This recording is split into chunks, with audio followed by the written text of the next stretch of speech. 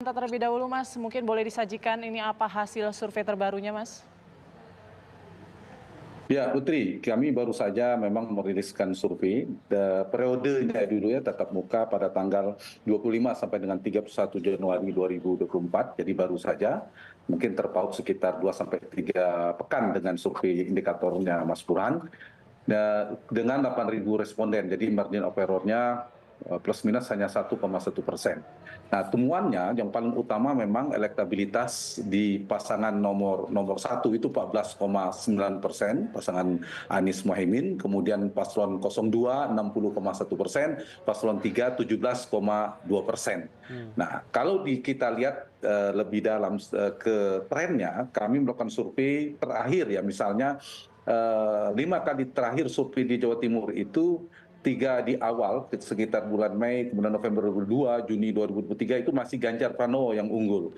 Tapi mulai praksis sejak September bahkan Juni 2023 itu mulai mendekati cross antara Prabowo dan Ganjar sebelum berpasangan. Baik. Nah, tetapi setelah September itu Alphard menjadi Januari itu trennya naik. Kenaikannya itu dibandingkan September ke Januari dari 40,6% jadi 60%, kenaikannya 20%. Di saat yang sama ada penurunan yang relatif sama juga 20% pada pasangan Ganjar Mahfud. Sementara paslon 1 itu stagnan. Jadi kesimpulannya dari tren 02 mengalami kenaikan yang cukup tajam, bukan cukup tajam, sangat tajam. Iya. 03 turun tajam. Baik. Dan 01 stagnan.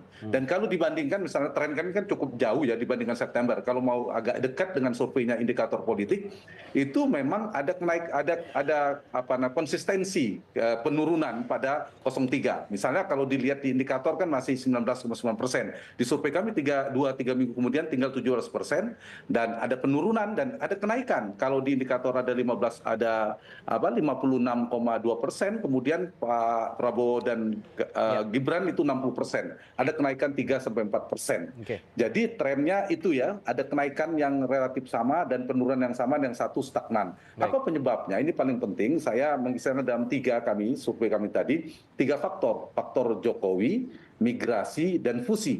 Faktor Jokowi itu yang menyebabkan, paling tidak kita lihat setelah bulan September, sebelumnya Prabowo di angka 40-an%, tapi begitu cawapresnya ditetapkan adalah Mas Gibran, dan itu adalah Jokowi Junior, putranya Pak Jokowi, maka ada perubahan yang signifikan. Faktornya menyebabkan faktor kedua migrasi. Apa yang migrasi? Pemilih Mas Ganjar itu eksodus, migrasi besar-besaran ke Prabowo Gibran. Pemilih NU juga sekarang 80% yang terasosiasi NU di Jawa Timur itu 60%-nya ke Prabowo Gibran. Pemilih Pak Jokowi yang ratingnya positif lebih 80% itu bergeser semakin banyak ke Prabowo, sebelumnya ke Mas Ganjar. Jadi ada pergeseran, migrasi faktornya. Yang ketiga ini sebagai fusi, penggabungan, akumulasi, istilah kita fusi dalam tanda petik, di mana Jawa Timur ini dulu basisnya Pak Jokowi, ya Pak Jokowi menang, tapi kan tidak mutlak. Ada suara Pak Prabowo juga. Pak Jokowi di angka 60-an, misalnya Pak Prabowo juga kuat. Jadi penggabungan di Jawa Timur ini, basis-basis Pak Prabowo masih terjaga sebagian besar di tapal kuda, sekarang bergabung dengan bergesernya basis-basis PD Perjuangan yang tadinya ke Pak Jokowi.